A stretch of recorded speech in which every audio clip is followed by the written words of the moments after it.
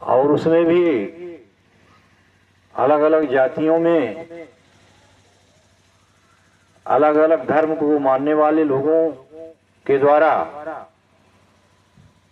विभिन्न तरीके अपनाए जाते हैं।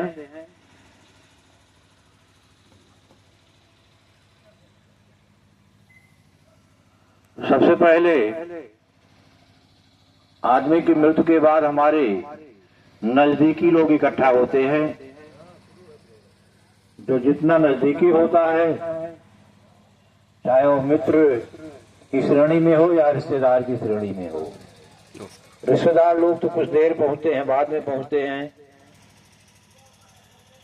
चर्चाएं शुरू होती हैं, लाश को ठिकाने लगाने की व्यवस्था क्या है, मिट्टी में दफनाया जाए, लाश को जलाया जाए, नदी में प्रवाहित किया जाए, अपने अपने क्षेत्र के मुताबिक भरतकुंड लेकर के चला जाए, अयोध्या लेकर के चला जाए, श्रृंगी ऋषि लेकर के चला जाए, दिलासीगंज ले, ये तमाम चर्चाएं होती हैं। कोई कहता है 3 घंटे का समय जलाने में लगेगा, और अब तो जेसीबी का समय है, और नहीं तो मिट्टी खुदाई में भी 3-4 घंटे का समय लग जाता है। तो दोनों एक ही बात है, चाहे जला दिया जाए चाहे मिट्टी में दफना दिया जाए। नदी के किनारे लेकर के जाएंगे तभी जलाने की ही व्यवस्था। और ये चर्चाएं अनर्गल चर्चाएं हैं, जो वास्तविक चर्चा है उस पर चर्चा नहीं होती। समय और धन पर चर्चा किया जाता है, उसमें वही खर्चा होगा, चाहे खुदाई किया जाएगा जेसीबी से, चाहे जलाया जाएगा। 1000, 1200, 1500 वो भी लेगा, कितने की लकड़ी लगेगी।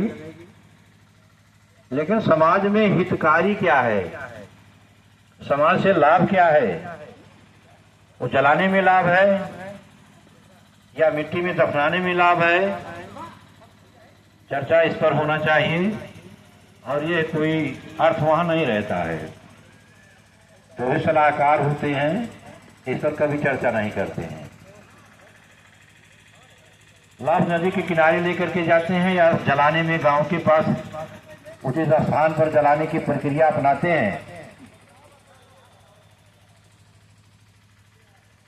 आग बगैर ऑक्सीजन के नहीं जल सकती। आग जलने के लिए ऑक्सीजन की आवश्यकता होती है। और अगर इस बात की जानकारी ना हो, विश्वास ना हो, तो एक मोमबत्ती शाम को जला लीजिएगा। मिट्टी का तेल और चिराग बंद ही हो गया। एक मोमबत्ती जला करके और डिब्बे में बंद कर दीजिएगा या किसी चीज से ढक दीजिएगा। मोमबत्ती जलेगी नहीं, बुझ जाएगी, इसलिए उसको ऑक्सीजन नहीं मिलेगी। तो आग जलाने के लिए ऑक्सीजन की आवश्यकता है।